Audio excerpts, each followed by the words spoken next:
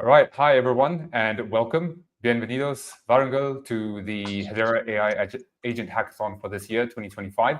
And this is the second workshop in the series.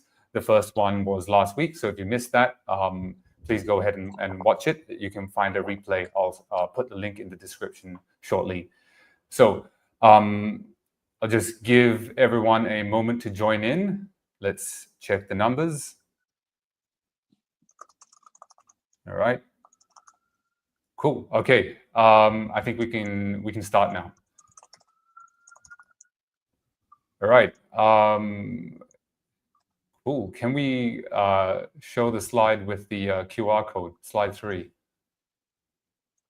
Excellent. Yeah. Okay. So for those of you who've registered already, thank you. And for those of you who are tuning in and only just hearing about this for the first time, please go ahead and register. The QR code is on the screen right now, or you can go to this URL, hedera.com/hackathon, and we'll add the links to the comment section as well. So I'll introduce myself, right? I'm Brendan, a DevRel engineer at Hashgraph, and you can find me with the handle at BGUIZ many places on the internet, and I'll use the same handle within the Hedera Discord as well. So come and say hi. And I'm also one of the mentors in this hackathon, alongside some of my colleagues in Hashgraph from Hashgraph Online DAO, and other members of the Hedera ecosystem as well. And I'll be just the host for tonight, but today the stars are going to be a couple of gigabrains from Hashgraph Online, and they have been behind the HCS standards and, of course, behind the HCS-10 standard as well, which is the focus for tonight, and even involved in the HIP-991 standard, which will also be a focus as well. So I'll introduce Ty first, right? Also known as Patches. He's both a senior product manager at Hashgraph and a co-founder of Hashgraph Online DAO. Would you like to intro yourself, please, Ty? Yeah, thanks for putting on the stream and having us on here. This is going to be a great morning, evening, depending for whoever's watching, where you are in the world. Yeah, it's been a great time. Like 4 years I've been developing inside of the Hedera ecosystem and community. And the last 2 I've been at Hashgraph, which has been really fun to be able to champion things like HIP-991, which we'll be able to dig into. Yeah, being a co-founder of Hashgraph Online DAO has been really fun. Michael Cantor is such a gigabrain. It's really great to build cool new things, and we fundamentally believe, and our thesis is that Hedera can be and will be the backbone of the agentic internet, and we have these primitives that we love to talk to you about today, and just kind of show why this very powerful technology called a hash graph is primed for the AI revolution that we're watching happen in computing right now. Awesome. Okay. And we also have with us Michael Cantor today. So he's the president of Hashgraph Online DAO and is currently building both KiloScribe and Moonscape and probably 10 other things. Would you like to intro yourself, please, Mike? Yeah, 10 other things are really accurate.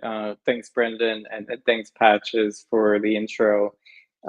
Like you guys said, I'm currently operating at the behest of Hashgraph Online as the president, and I'm also working on KiloScribe and most recently Moonscape. Yesterday, we actually made a big announcement about this new Open Convey AI portal that we might demo in today's session. I'm really stoked about, but contextually, I've been in software engineering for about 15 years now. I've been through different startups, fintechs, and also as a contractor for a really long time as an engineer. Point being is eventually I landed into the Web3 space back in 2016 when I was convinced that I was going to make a ton of money on XRP.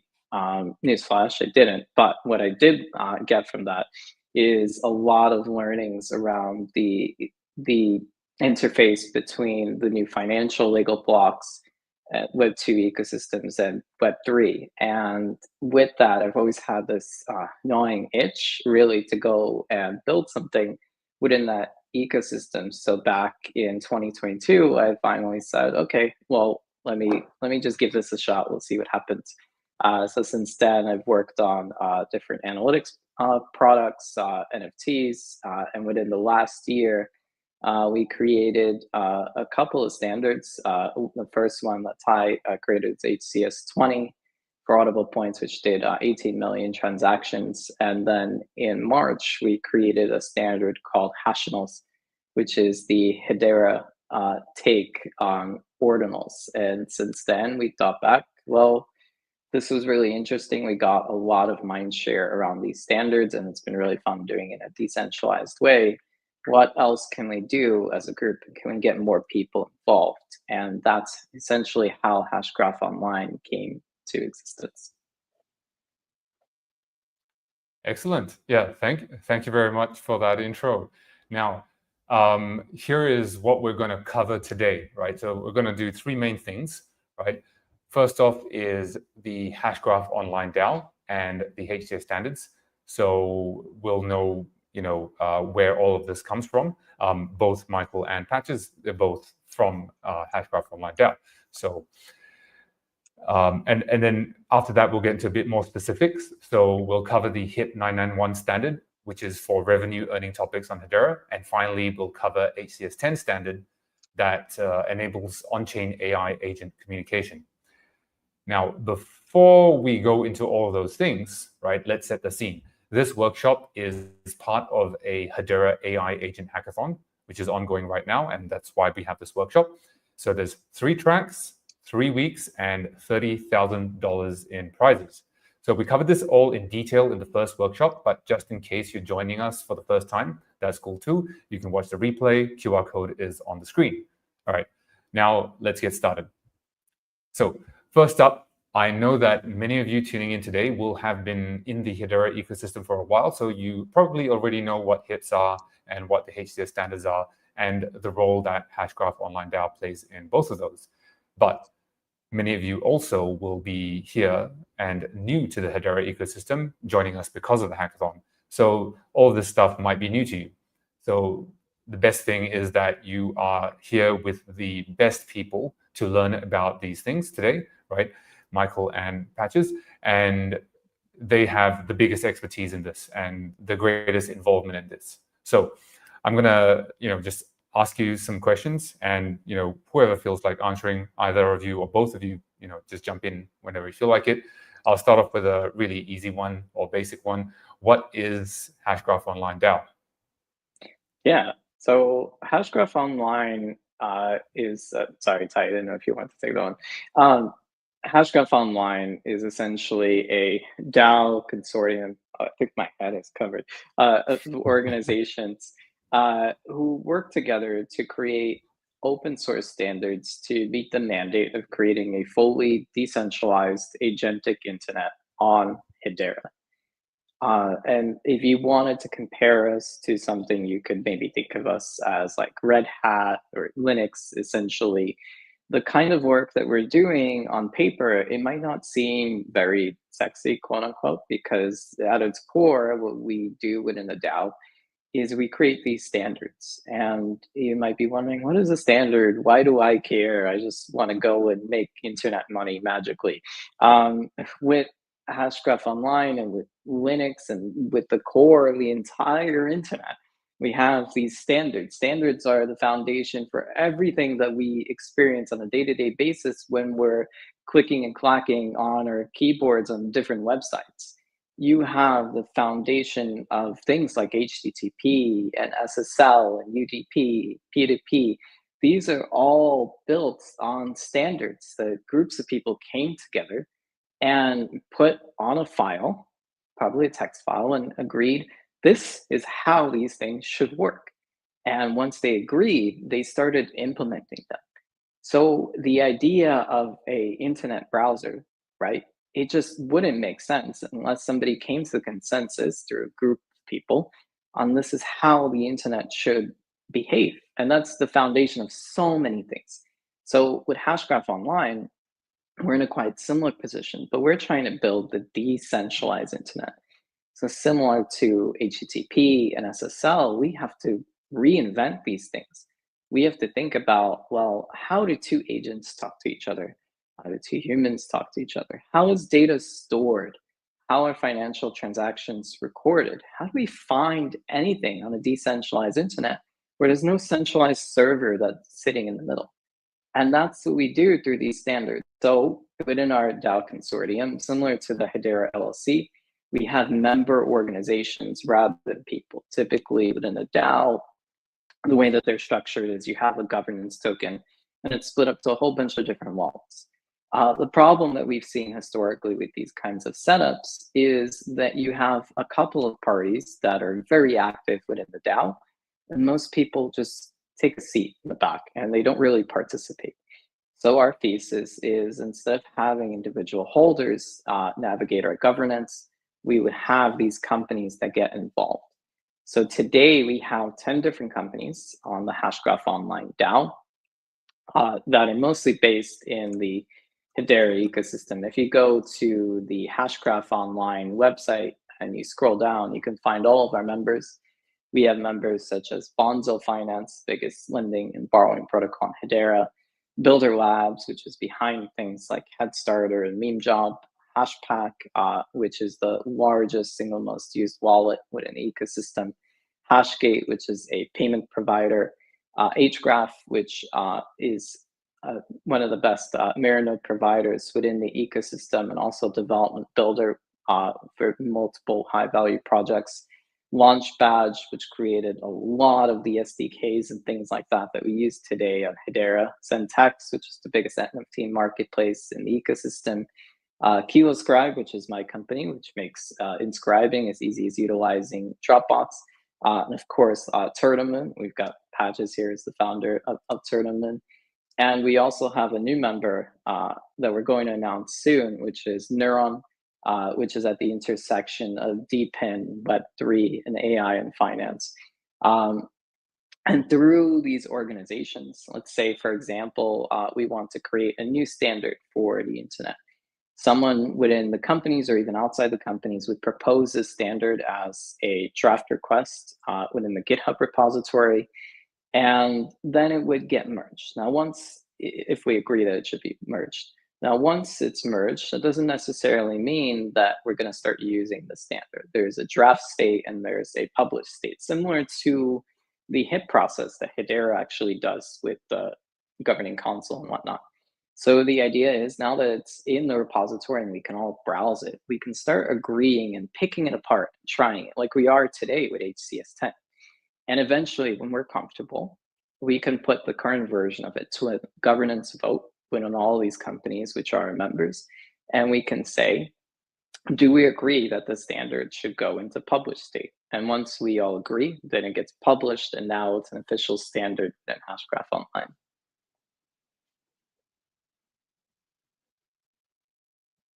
Excellent.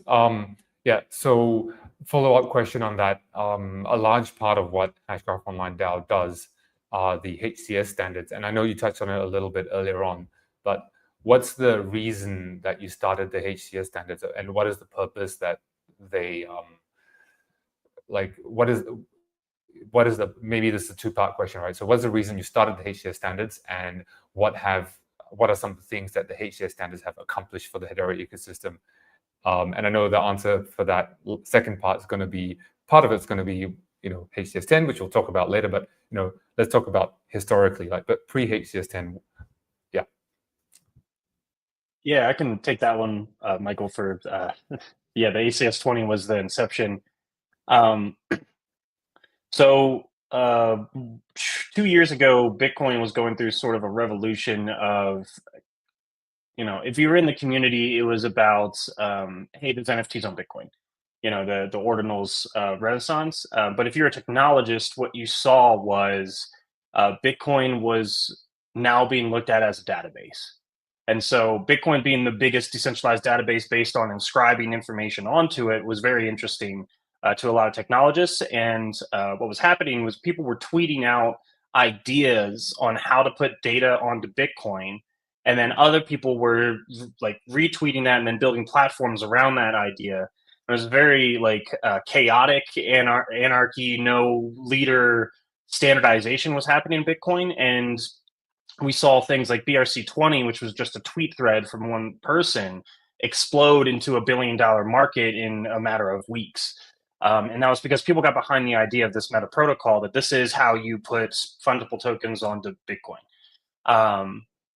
That was very powerful, watching an entire ecosystem set and create markets based on the perception of what is real. And like, so BRC20s are real. And then that, that escalated forward.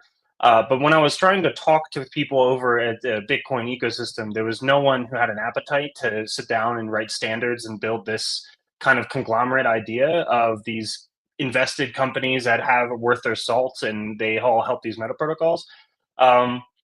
So I just took that idea of the BRC20, and I noticed that the Hashgraph being unique, not a blockchain, has this really amazing ability to make HCS-20, which is very, very cheap, very, very fast, auditable understanding of movement of points, which are used by a lot of things like DeFi for seasons for an airdrop, and but they're not auditable. And there's no way to tell if someone actually earned 10,000 points or if they just knew the dev one day before and they were assigned that before the airdrop. And so HCS-20 was the first standard that was made and put out into the ecosystem. And we saw a major uptick. It was around the time of, it's BRC20s and all of this hype around inscribing things onto networks. After HCS-20 came out, it sort of organically got interested parties like KiloScribe immediately helping build out stuff for it, like analytics dashboards to see. Hashgate started creating the indexers of how to read all of this HCS-20. And so organically, really interested institutions inside of the Hedera ecosystem from around this HCS-20 standard started building things together. And Hashpack was there and added HCS-20 support still in the wallet. You can still send HCS-20 points on the public topic ID, and they'll show up in people's Hashpack. So this organic sort of DAO creation was the start of HCS standards, and it's progressed. Initially it was just like, hey, can we do this here more organized? And then once we had that organization around, it was like, okay, can we build upon that to create something that the world needs that's new, which is a decentralized agentic internet, which is where we are today. How can you have decentralized communications and discovery, transact commerce in a way with no centralized entity, and then create bigger entities, dissolve? Like, how do you have all of these connections on chain? And again, our thesis is that Hashgraph is the best technology for a verifiable agentic future and an ability for these agents and remote computers to find each other, execute a job, and either continue to stay connected or dissolve. So yeah, that was sort of the beginning of the standards, and then we got our purpose with just all of these engaged people in the ecosystem. And I'd say the last thing that the DAO has that's really important and was a forethought at the creation was we didn't want everyone in DeFi. We wanted to try to get people from all over the ecosystem, developer teams from all over the ecosystem. So we know we have like a wallet and that they have their own perception of what is needed and what is fundamental for them. A DeFi protocol for like Bonzo, they have their own perception of what is needed.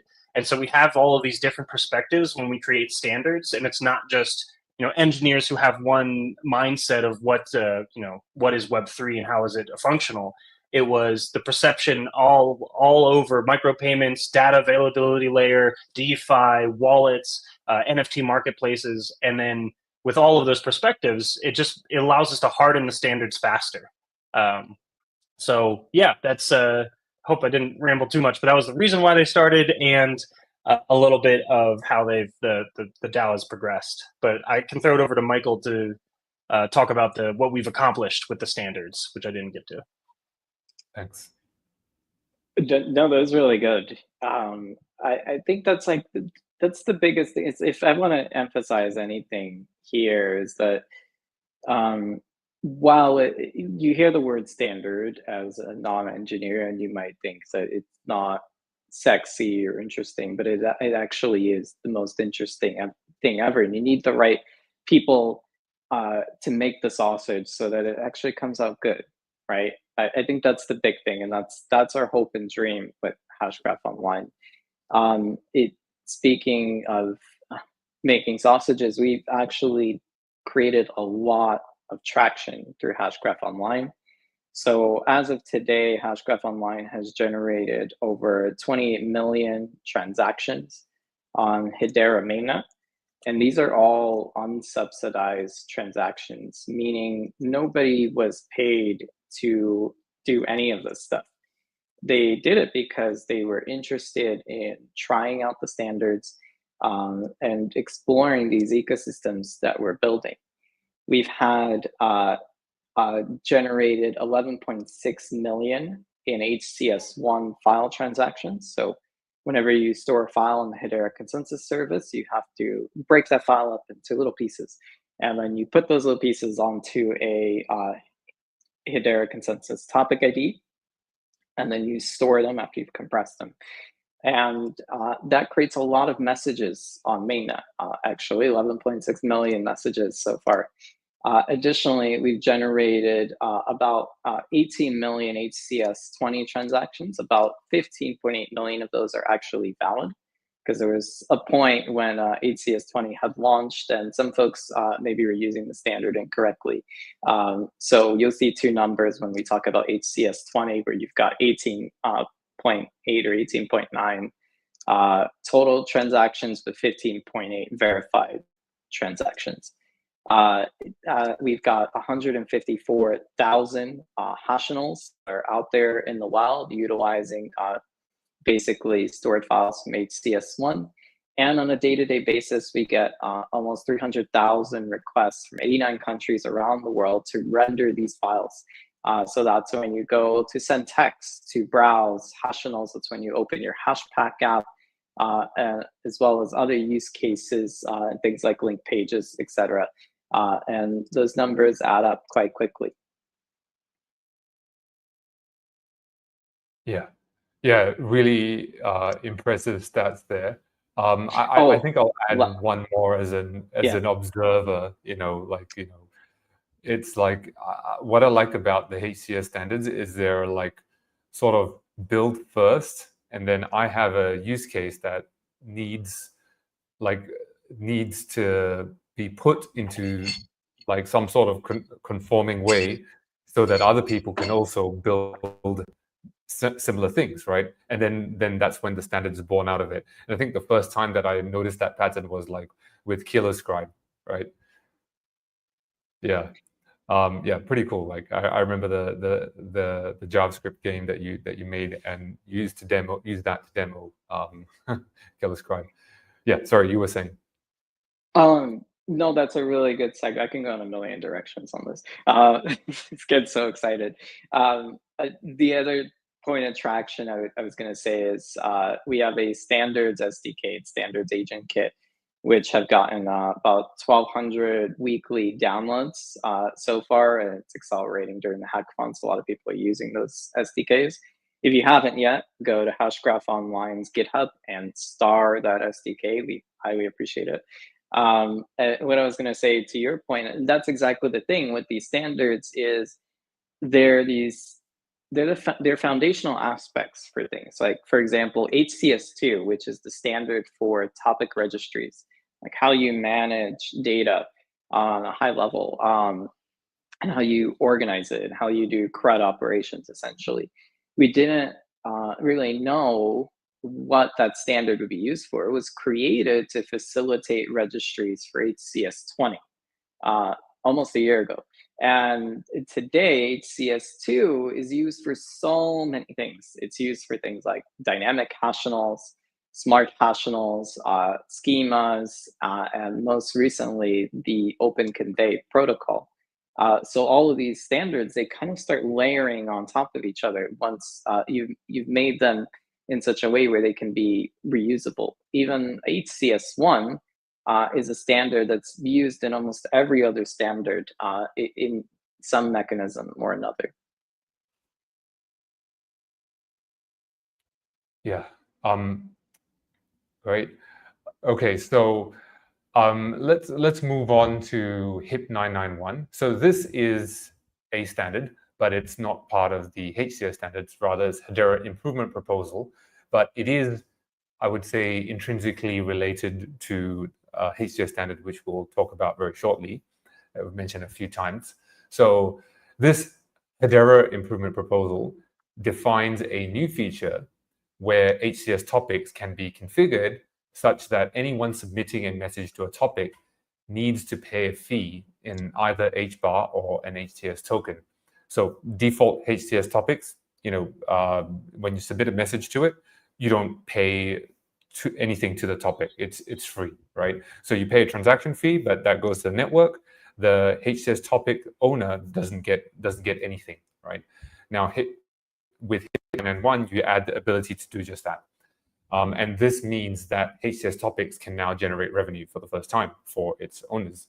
So we'll expand on this, and we might even do a live demo. We'll see how it goes. So I'll start off with some questions, right? So the definition that I just gave, a little bit limited. I'd like you, to expand on HIP-991 in terms of what else it is useful for and how to use it, that sort of thing. Yeah. So HIP-991, I think coincidentally, Michael Cantor and I wrote it. We are. I think there's two standards bodies, right? So the Hedera improvement proposals, I think, very, very cemented in the Hedera ecosystem. It's how HIP 412 was the metadata standard that the community knows a lot about, which solidified how NFTs could be standardized. And the way that I kind of break it up in my mind is, a HIP. And when we created this HIP, it's when you need a protocol level change. You need the Hedera network or Hyro network, depending, to be updated to have more functionality on how the protocol functions. That's a HIP. An HCS standard is a meta protocol, as they call it, which is not actually changing the computing layer. Rather, it's creating a standard in which we all just agree this is how we talk using the protocol. This is the format of data that when I give it to Michael, Michael goes, oh, I know what this data is. And then when he gives it to Brendan, Brendan goes, oh, this is great data. I know what that is. And so that meta protocol standard is really helpful to make the network be more usable and understood. And so the HIP was something that Michael and I saw when you are creating a decentralized ecosystem. Monetization of compute is extremely important. And Hashgraph, again, is a very amazing technology that allows a lot of unique actions to take place. But what I've, both Michael and I have been developers on Hedera ecosystem for years, which also helps inform the problems that we've had doing NFT launches, creating DAO voting, doing analytics platforms, all these things. And the biggest problem is that you have to sort of create this entire Web2 architecture if you want to pay, if you want someone to pay to put some information on a topic. And then you also have to have a submit key and a secure location to make sure that you're submitting it only and no one else gets that key. So there's sort of this really big, cumbersome flow that developers had to follow if they wanted to guard a topic of information from people just putting information on it and taking money for that information to get there. With HIP-991, it is 100% decentralized and streamlined. We don't need any Web2 component at all. It's very, very simple. It's just there's a topic, and if you pay the fee to put the message on there, the message goes there, and the fee goes to the collector. That really unlocks, again, it's just bringing everything closer down to the protocol where you don't have to have Web2 functionality. You can just, if I am an AI agent or a human, I'm a human, and I'm starting to talk to Brendan, and Brendan is a bot in this scenario. And Brendan is just the best weather bot who's going to tell me the most intense weather report, but it costs $1 USDC. And Brendan also has a handler who takes 20% of everything that he does. So he's okay, well, submit your message to this topic, and then I'll tell you the weather report. So I'll pay $1 USDC to put in I want the weather report of Portland, Oregon. and for the next 5 days.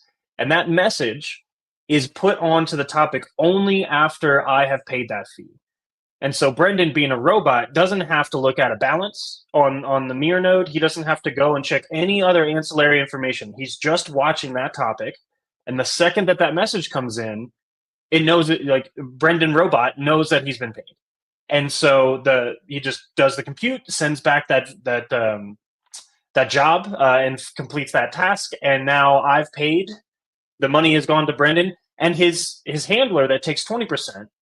That was auto routed in the message send. And so it's very like complex mechanisms of having if you have like 5 people that you need to pay in different percentages based on USDC and a fungible token you've created. So you only want to have this accessible to your subset of fungible token holders on the network. That's all plausible. You can have multiple different fee structures in HBAR, in fungible tokens, and then you can divide that up in percentages of collectors. And all of that automatically happens when that message is submitted. So it simplifies a lot of things. Like you don't have to have trust. If you have joined decentralized, 2 agents have found each other and they want to do some task together, they can create a topic, HIP-991, and they can say, okay, 50-50, anytime there's something on here, we'll both do the job. And they don't have to trust anything. They just know if the message comes in, 50-50 goes to each of the bot, they all complete the job.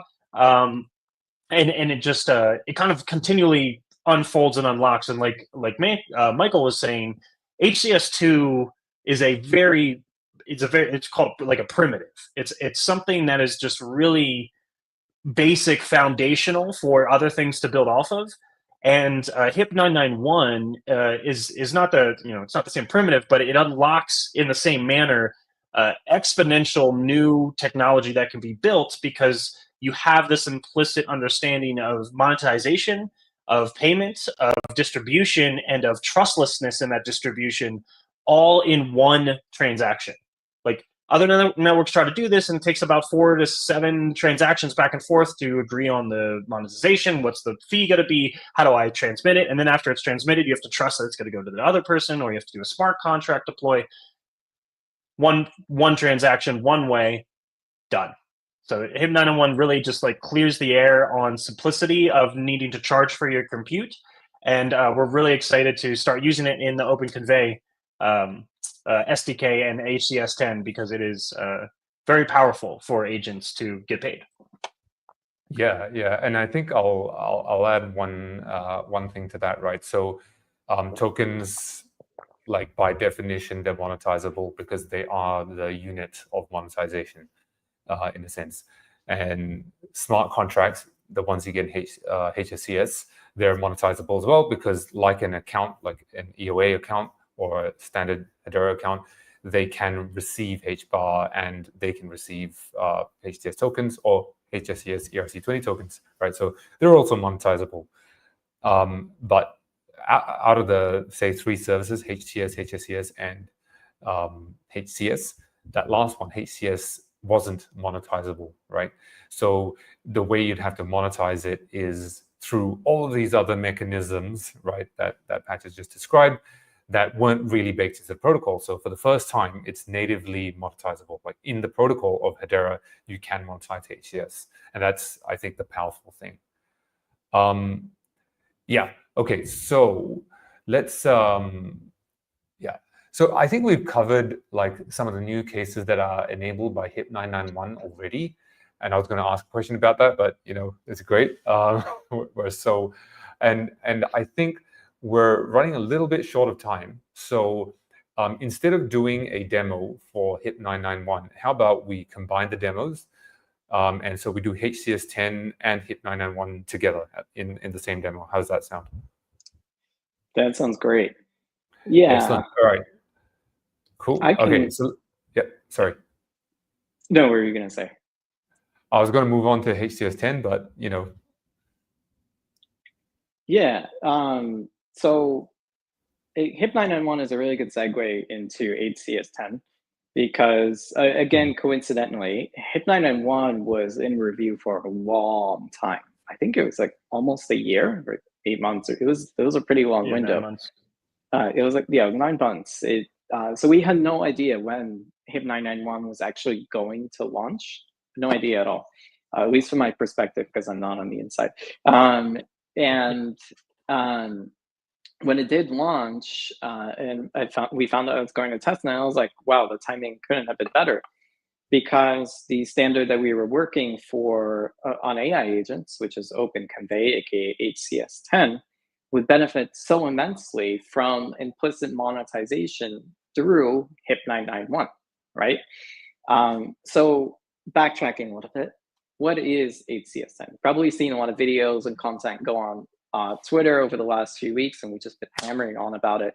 But again, to kind of like repeat and get the core ethos down of HCS-10, what it is the capability for AIs, for your AI and my AI, to have a conversation. That's why it's called Open Convey, because you're leading into the fact that they are conveying information to each other. And it seems quite simple, right? An AI talking to another AI should be very streamlined. But think about it. How would AIs discover each other? How would an AI know that another AI is actually an AI? How do we verify the data that they're putting out on the network? How do all of these things come together? Today, we've got this concept of like MCP servers, right? And MCP servers are great for loading in context into models, and they solve significant problems. But the one problem that MCP servers don't really serve in a decentralized way is discoverability. So the Open Convey standard accomplishes three things. Number one, it enables the discoverability of AI agents, people, and humans in a decentralized registry utilizing HCS2, which we talked about earlier. Two, it allows AI agents to send messages or message requests to each other utilizing HCS-10. So they go through the registry and they find, I want to talk to Brandon's weather AI agent. And then they send Brandon's weather AI agent a request. And Brandon's weather AI agent says, yes, I want to talk to you. Let's have a conversation. And then they create a conversation topic where now they're talking to each other. So now they're able to talk to each other through HCS. Three, Brandon might decide, well, you can talk to me, but you're going to have to pay me 1 HBAR every time you send a message. And as we were talking about HIP-991, this is implicitly built. So that moment when Brandon decides to create his communication topic with my AI agent, he utilizes HIP-991 to set a fee of 1 HBAR per message. He won't get charged when he talks on this topic, but my agent will. The moment I send a message like, what's the weather right now? His bot will be able to reply back with the current weather, and he'll have already been charged. So this opens up a whole lot of income streams and interesting use cases within the ecosystem. And we could start thinking about, well, what other products can we build on top of AI agents? How do AI agents become the customers and businesses that we talk to on a daily basis? And how does HCS through HIP-991 enable that? So TLDR, HCS-10 is AI to AI communication for discoverability conversations. I do have a short demo here that actually demonstrates this from two angles. We have a web interface that we announced yesterday called the Open Convey portal, and we have a terminal demo called the LangChain demo. So I will try to demonstrate that shortly. Live demos are always fun. So we'll see how that goes. Before we jump into the live demo, right? Yeah. I just wanted to say something really quickly, which is that we will have a short Q&A at the end, like after the demo. So for those of you who have, you've heard about HIP-991, you've heard about HCS-10, and you'll be seeing a demo on both of them shortly. You will also, or you also previously also heard about Hashgraph Online DAO and HIP standards and HCS standards in general, right? So if you have questions about any of these, right, that you would like to ask, and even about the HCS-10 and HIP-991 focus track in this hackathon. So any of those topics, if you have any questions on those, please drop them in the comments, right? So if you're connected by YouTube or LinkedIn or Twitter or Twitch, whatever platform you're connecting to this live stream on and watching, just drop your comments or questions, I should say, in that particular stream, and we'll pick up on it, and we will we'll try to answer your questions. You can also ask questions asynchronously. You can drop your questions in Discord, and we will get to that after the live stream. So please drop your questions. Back to you, Mike.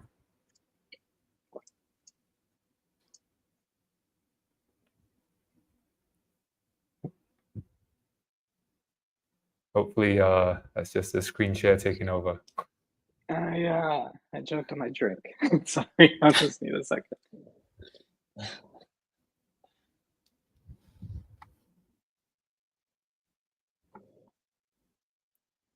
Oh, and while we have a bit of time, it looks like we've got some sort of poetry going on from Leslie Ward Bayer on LinkedIn. That's great. All right. So I'm sharing my screen now. I don't know, is it visible in the live stream before I jump into it? I don't see it yet. Okay, there we go. Something's happening. Okay, excellent. Awesome. Okay, so guys, we're gonna do a quick live demo of the standards agent kit. This is gonna be a bit of a speed run because I know we're short on time, and I do want to also show you the visual interface to all of this, because I know if you're not a dev, this might be a little bit kooky. If you are a dev, do me a solid and go to GitHub and type in Hashgraph Online, and then go down to our standards agent kit. And I think there's also links in the stream. And click that star button. Even if you don't have a GitHub yet, please make one. We highly appreciate the support of getting those stars up. If you want to try this demo, you can actually click that clone repository button, and you can pull down the standards agent kit into your local machine. You just run npm install to pull down all of the dependencies. And then you go through the CLI demo or the LangChain demo. And you just run npm run LangChain demo like I have up here. So I've preloaded this. Sorry,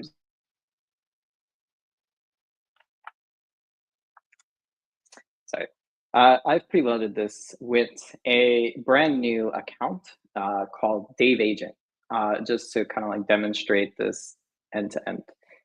Dave Agent is a new agent that's running on GPT. I think it's Mini 4, something like that. The names are so confusing, guys. If OpenAI is watching this, please fix that. So I've created Dave Agent. And through this LangChain demo, it's kind of similar to a ChatGPT interface where you can type what you want it to do to interact with the HCS standard. So we've got this LangChain demo and the CLI demo that kind of run you through the steps. The first step, which we're not going to show right now, is registering your agent and putting them on the registry, because it takes a little bit longer. But assuming you've already got that, I've connected my Dave agent, and now he's live, and he's pulled in a couple of plugins from the standard agent kit. What I want to do next, now that I've got Dave agent up, is I want to request to talk to another agent. In this case, we're going to talk to a human, but you can absolutely have it talk to another agent as well. So I'm going to say, can you connect to my good friend Cantor Codes at this topic ID, this account ID. So now it's going to think, it's going to use the large language model to decide which tool to call in its stack of tools. And it creates a connection request. So connection request is part of that standard. And the idea is that you submit a connection request, and once that connection request is submitted on the person's inbound topic ID, then quick interruption, Mike. Do you think you could just bump up the font size, like maybe double it, so it's easier to see in the stream? Yes, I can try to do that. There we go. Much better, thanks.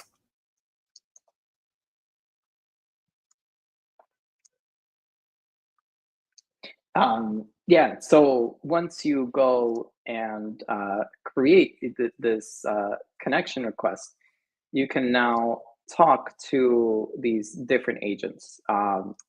And the idea is that there is a inbound topic ID where, for example, Kenter Codes, my human profile receives connection requests, and there is a outbound topic ID where I record all of the actions that I've taken so far.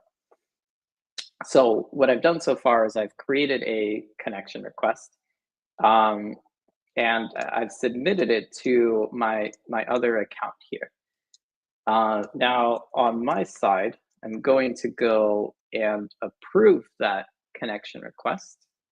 Let me just see if I can do that here.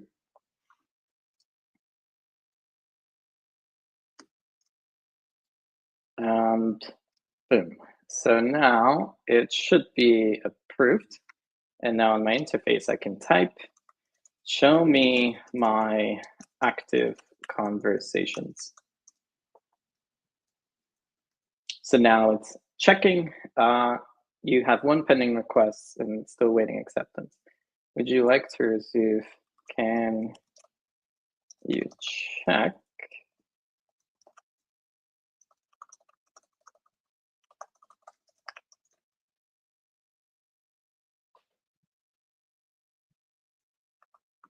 Huh. Let's try this again. Live demos are always fun.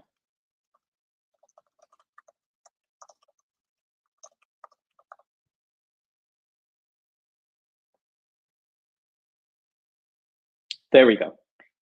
So now it's found my active connection to Kenter Codes over here. And it should be completed.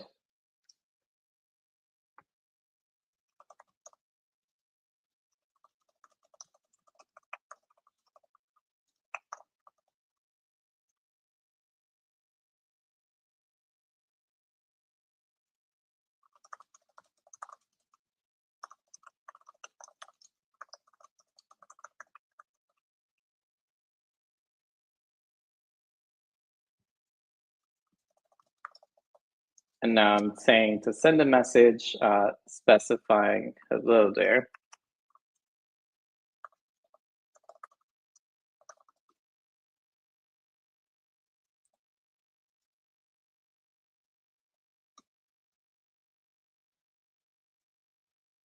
Oh, I won't mark it as active. So this demo isn't going quite the way that I'd like it to. We might have to revisit that. So maybe what I'll do instead is I'll showcase the portal, which actually has this conversation showing up. I don't know why the SDK is not showing it.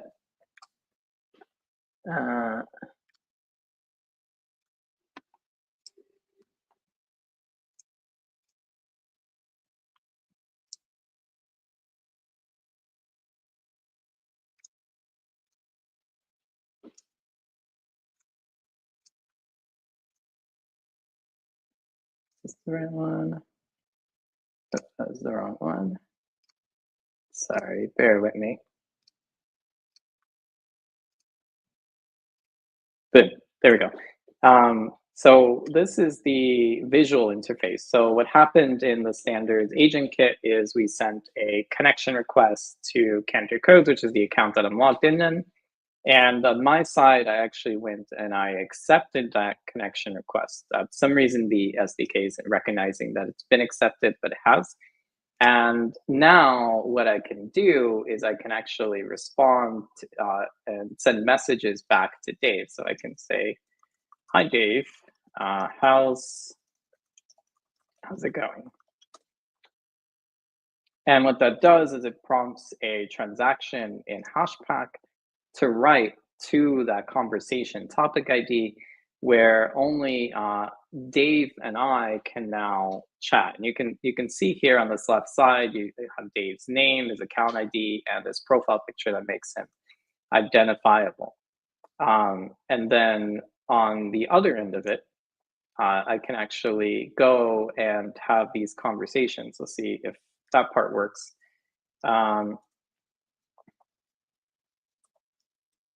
Mike, there's something I wanted to point out, right? So you switch from the terminal to this user interface. Do you want to introduce this Moonscape? Because it felt like you just glossed over that just now.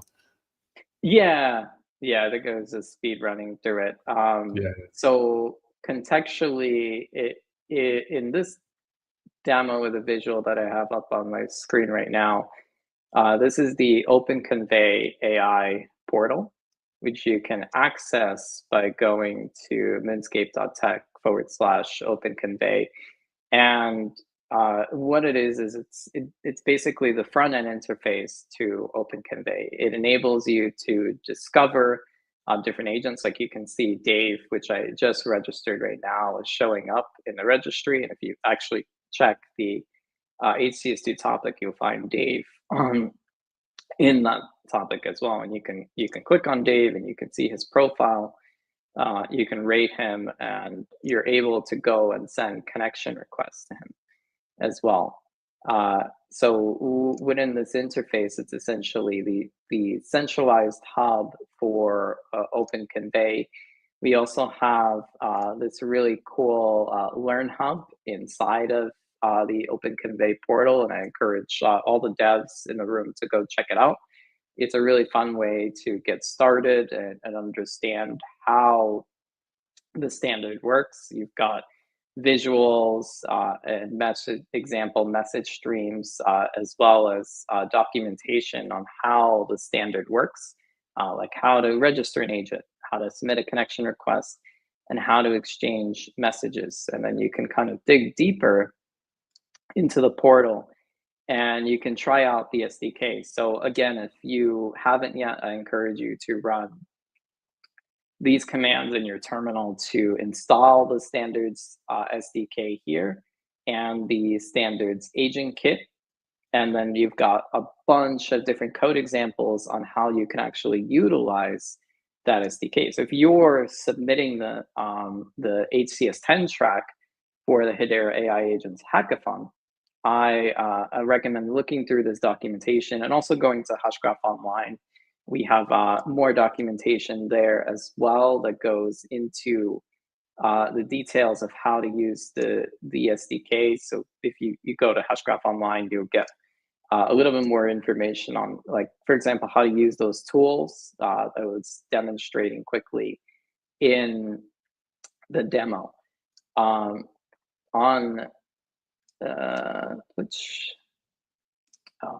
realized I wasn't sharing my tab.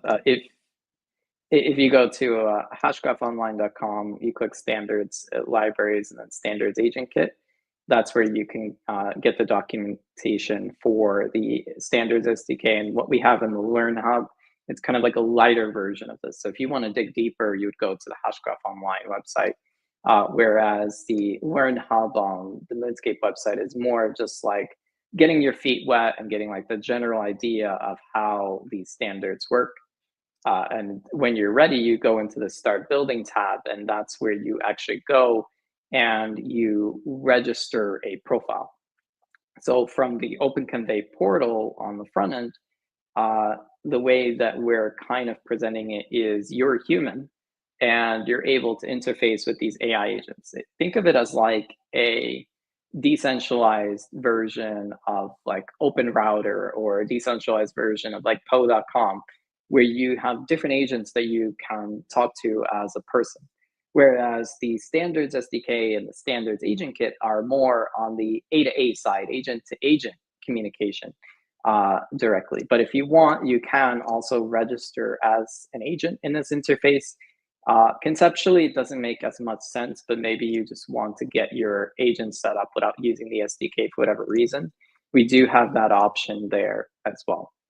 And you can kind of see too, when you go into the chat interface, and you start talking to different agents, you can go into your own profile, which has been like registered. So I've got my profile here, and if I go to agents / my testnet account ID, you can see I've got my name here, and I've got a profile picture and a bio. I've got my account identifier, my inbound topic ID, where I get requests. So if an agent wants to talk to me or human wants to talk to me, they would send a request to this inbound topic ID. And then I've got all of my active connections that I'm talking. And you can see this one from just 10 minutes ago, where I've started talking to Dave. And all of these views too, since the data in these communication topics is public, and it's on the Hedera consensus service. It's not encrypted today, but might be in the future through another optional standard. You can actually see how these humans and how these AI agents are talking to each other in testnet. So you just pop in the conversation topic ID up here, you have access to it, and then you have the share button to put it on the internet, share it on Twitter, etc. But coming back into the chat, you can see I've sent a message here to Dave, and I've got this other conversation going with Fu. I'm going to see quickly if I can send a response back to one of these conversations. Let's see. Yes, I've got this one up here.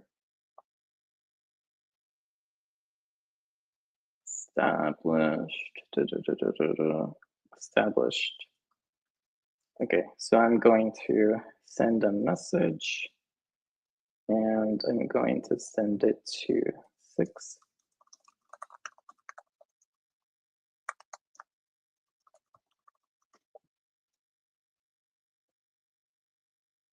And now that message is going out, and with any luck, it should be on one of these. I'm totally sure which one it'll be.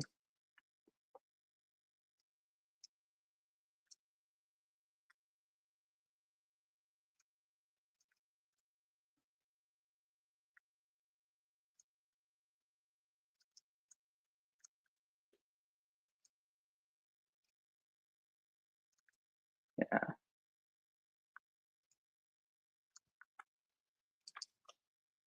Yeah, I can't I don't click mean it. to interrupt you. I'm gonna have to drop off right now. I think Brennan had one question. He said he wanted to shoot my way before I had to. Sorry, I have a hard stop.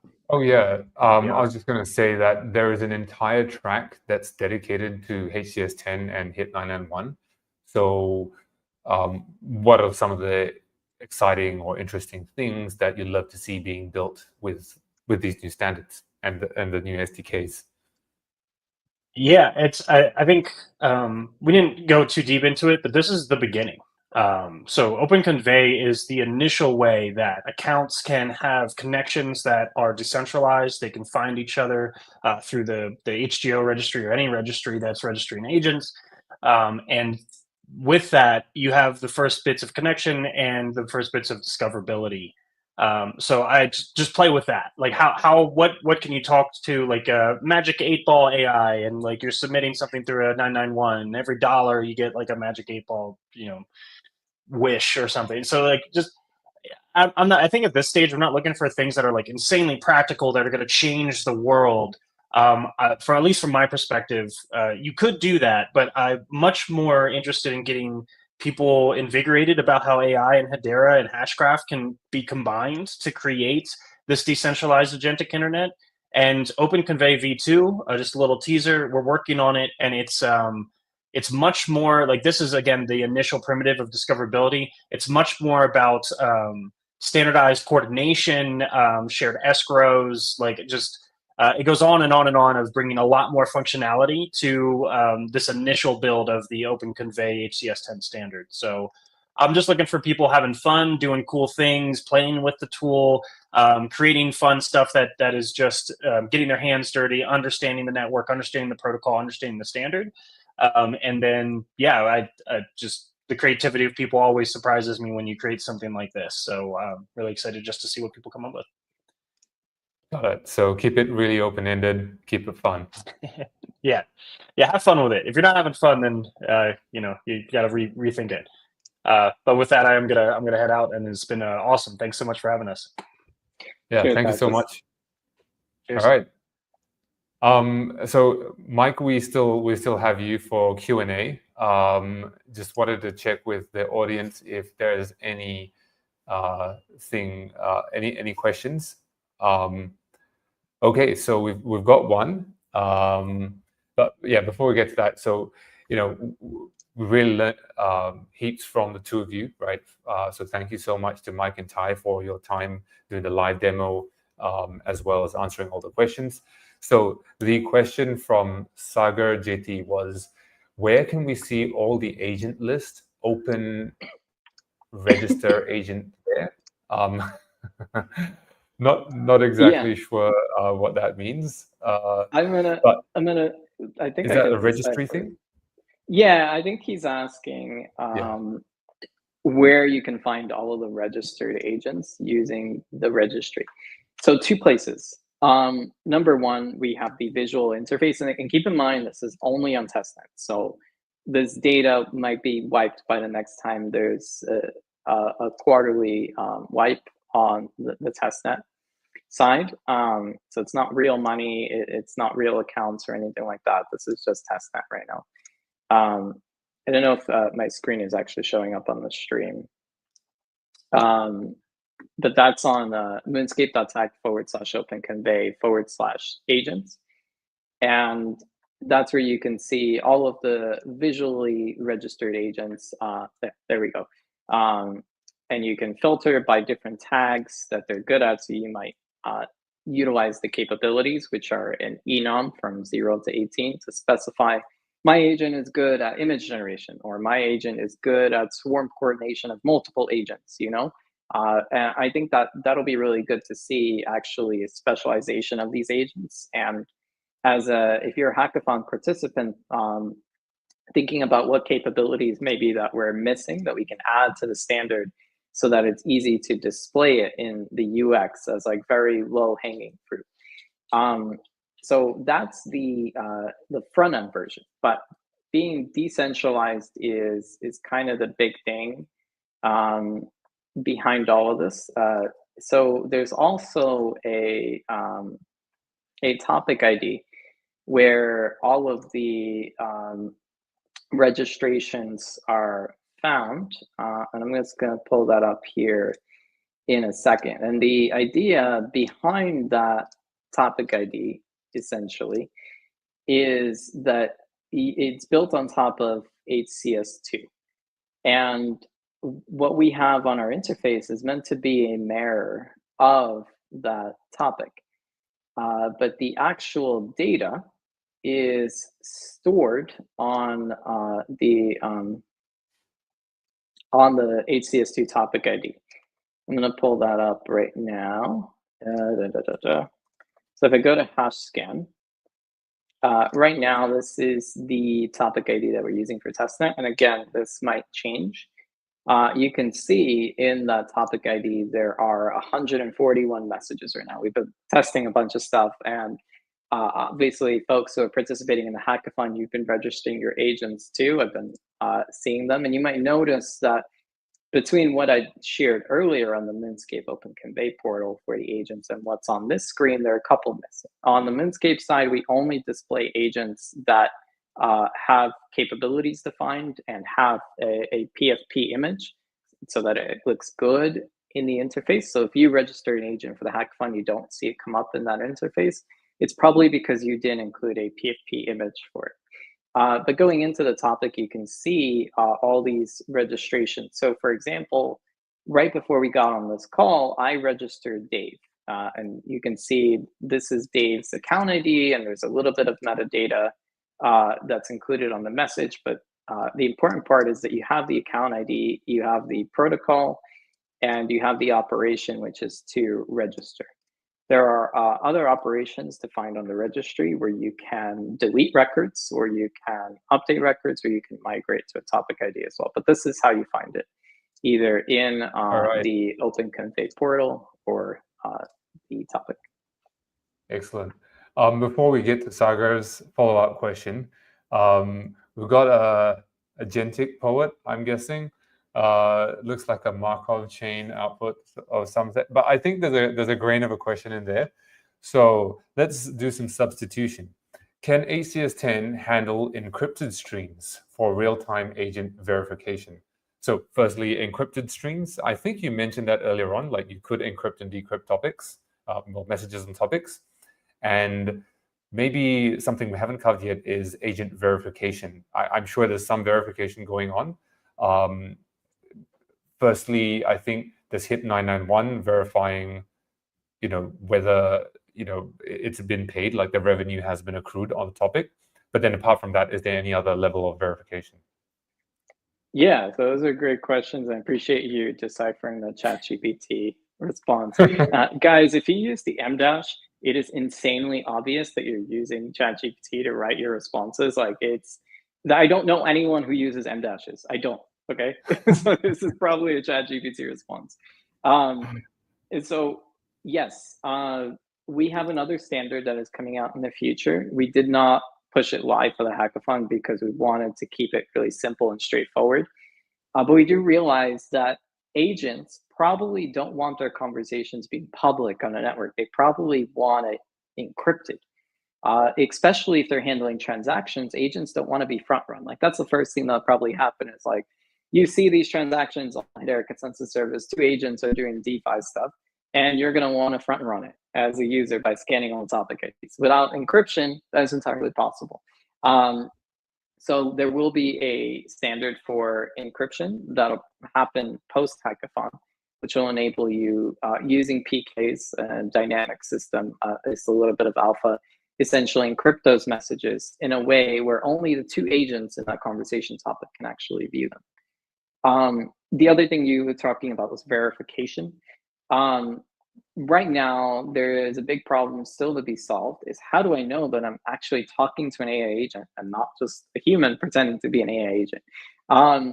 There aren't systems to do this yet, but there are standards that we have in mind. Again, coming back to standards, which are not sexy, but actually are quite sexy, that'll help with the verification aspect of it all. How do you know that you're talking to an AI agent within the Open Convey standards? That is something that we want to work on. All right.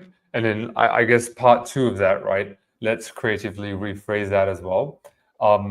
Would HIP-991 or HCS-10 support modular extensions?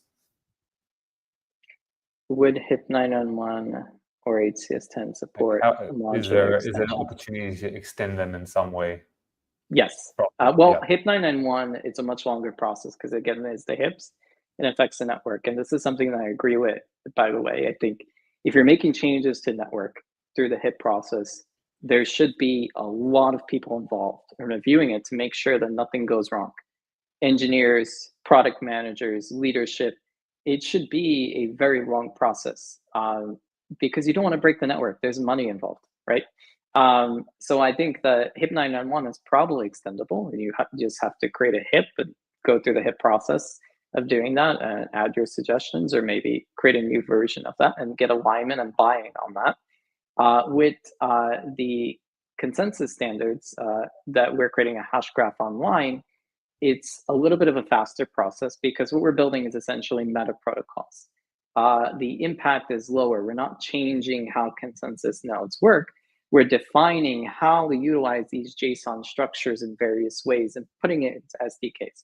So if you want to contribute to HCS-10, now is the time to do it because it is in draft mode. So if you have ideas, please raise a pull request to the standard on the HCS improvement proposals. And additionally, like HCS-1 and HCS-2, all the standards can be extended to create new standards. HCS-6, HCS-7, and HCS-10 all extend HCS-2, for example. Yeah, excellent. Okay, and then we've got a follow-up question from Sagar, who ask the first question about the agent registry. So is there going to be an ENS like, mapping of names to agent, Hedera account IDs? This is alpha. I don't know if I can talk about it.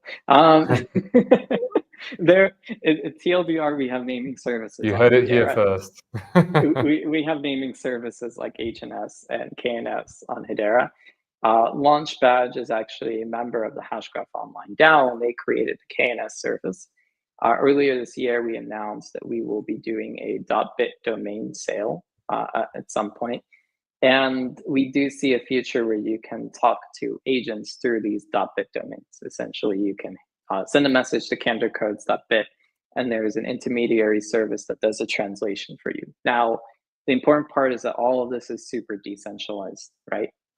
So there's a ways to go, but it's something that I'm very fascinated by.